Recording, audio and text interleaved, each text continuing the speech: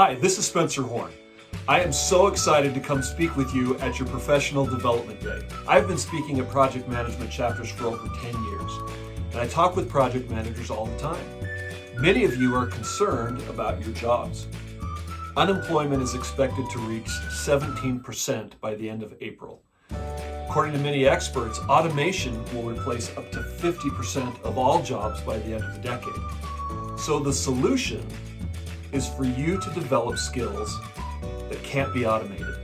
Skills such as critical thinking, problem solving, adaptive learning, effective communication. 93% of employers are seeking candidates with those skills. When you learn them, you will greatly increase your value to your current employer or your future employer. Register today. I look forward to meeting you.